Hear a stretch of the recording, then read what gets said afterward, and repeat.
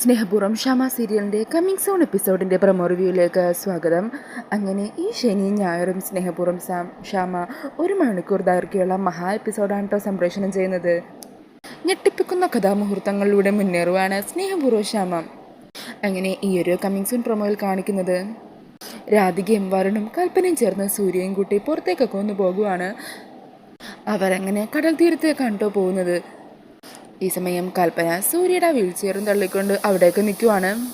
കിട്ടിയ അവസരം മുതലാക്കി വരുണാണെങ്കിൽ രാധികയും കൂട്ടി ആ കടൽ തീരത്തുകൂടി ചുറ്റിക്കറങ്ങി നടക്കുവാണ്ടോ. നമുക്ക് എന്താണെങ്കിലും ഏട്ടനും ഏട്ടത്തിക്കും കുറച്ച് പ്രൈവസി കൊടുക്കാം, നമുക്ക് അങ്ങ് മാറി നിൽക്കാം എന്നും പറഞ്ഞ് രാധികയും കൂട്ടി കടൽ തീരത്തൂടെ സന്തോഷത്തോടു കൂടി നടക്കുവാണ് വരുൺ. ഇതേസമയം കൽപ്പനയാണെങ്കിൽ സൂര്യനെ അവിടെ വെച്ച് തന്നെ തീർക്കാൻ വേണ്ടി ശ്രമിക്കുവാണ്. അതിനായിട്ട് കൽപ്പന വീൽചെയർ ഉന്തുന്ന സമയത്ത് പെട്ടെന്ന് തന്നെ അത് മുമ്പോട്ട് തള്ളിയിടുവാണ് കേട്ടോ. അങ്ങനെ വീൽചെയറിൽ നിന്നും സൂര്യ താഴത്തേക്ക് വീണു പോകുവാണ്. ഈ സമയം ഈ കാഴ്ച കണ്ട് വരുണും രാധികയും ഏട്ടാന്ന് വിളിച്ച് അങ്ങോട്ടേക്ക് ഓടി വരുവാണ്. ഇതേസമയം കൽപ്പനയാണെങ്കിൽ ഇതെല്ലാം ചെയ്തിട്ട് ഒന്നും അറിയാത്ത പോലെ അവിടെ മറഞ്ഞു നിൽക്കുമായിരിക്കും. അങ്ങനെ വരുണും രാധികയും ചേർന്ന് സൂര്യയെ പിടിച്ചതിനേപ്പിച്ച് അവിടെ വീൽചെയറിൽ ഇരുത്തുവാണ്. പിന്നീട് കാണിക്കുന്നത് രാധിക അവിടെ വെച്ച് തന്നെ ഒരു പാട്ട് പാടുവാണ് കേട്ടോ. യുടെ മനോഹരമായ ശബ്ദത്തിലും പാട്ടിലും ഒക്കെ ലയിച്ച് നിൽക്കുവാണ് വരുണും സൂര്യയും ബിജുവൊക്കെ. അവരെല്ലാവരും ആ പാട്ട് ആസ്വദിക്കുവാണ്. ഈ സമയം ഇതൊക്കെ കണ്ടിട്ട് തീരെ ഇഷ്ടപ്പെടാതെ നിൽക്കുവാണ് കേട്ടോ കൽപ്പന.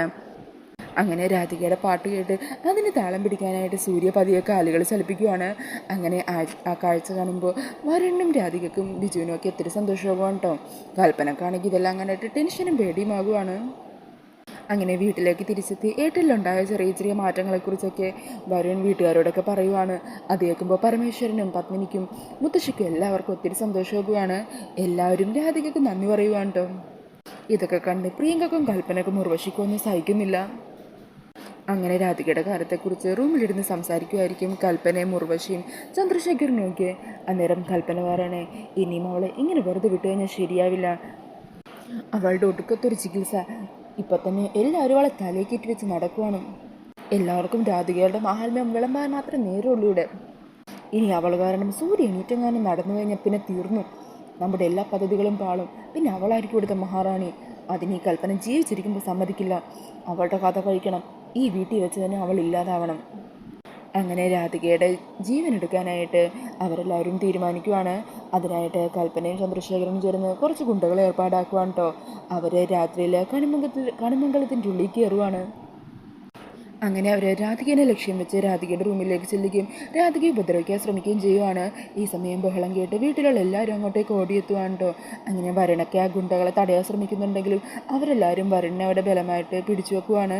എന്നിട്ട് രാധികയുടെ കൈ രണ്ടും ബാക്കി കെട്ടി കത്തിയെടുത്ത് ഒരാളെ രാധികയെ കുത്താനായിട്ട് അടിയിലേക്ക് ചെല്ലുവാണ് കേട്ടോ.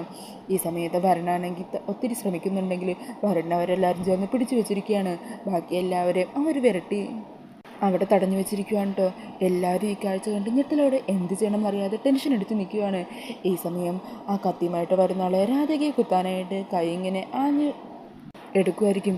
ഈ സമയം രാധിക പേടിച്ച് മുഖം തിരിഞ്ഞ് നിൽക്കുവാണ്. അന്നേരം സൂര്യ ആ ഗുണ്ടയുടെ കൈ തടയുവാണ്. എന്നിട്ട് സൂര്യ വീൽ ചെയറിൽ നിന്ന് എണീറ്റ് ആ ഗുണ്ടകളെല്ലാം അടിച്ചൊതുക്കുന്നുണ്ട്. അങ്ങനെ സൂര്യ എണീറ്റത് കണ്ട് എല്ലാവരും ഞെട്ടലോടെയും വിശ്വസിക്കാനാവാതെ നിൽക്കുവാണ് കേട്ടോ. അപ്പോൾ ഇതൊക്കെയാണ് കമ്മിങ് സൂൺ പ്രൊമോയിൽ കാണിക്കുന്നത്. ഇനിയിപ്പോൾ ഈ ഗുണ്ടകളെ കൽപ്പനയും കൂട്ടരും ഇറക്കിയതാണോ അതോ വരുണും രാധികയും കൂടി ചേർന്ന് ഏട്ടനെ വീൽ ചെയറിൽ നിന്ന് ഇറക്കാനായിട്ട് അവർ കളിച്ചൊരു നാടകമാണോ ഇതൊന്നും നമുക്കറിയില്ല. അപ്പോൾ അതൊക്കെ അറിയാനായിട്ട് നമുക്ക് വരാനിരിക്കുന്ന മഹാ എപ്പിസോഡുകൾക്കായിട്ട് കാത്തിരിക്കാം. ഈ ഒരു കമ്മിങ് സൂൺ റിവ്യൂ ഇഷ്ടമായിട്ടുണ്ടെങ്കിൽ മറക്കാതെ വീഡിയോ ഒന്ന് ലൈക്ക് ചെയ്യണേ. ഇതുപോലുള്ള കൂടുതൽ റിവ്യൂസിനായിട്ട് ഈ ചാനലൊന്ന് സബ്സ്ക്രൈബ് ചെയ്തും കൂടി സപ്പോർട്ട് ചെയ്യണേ. താങ്ക്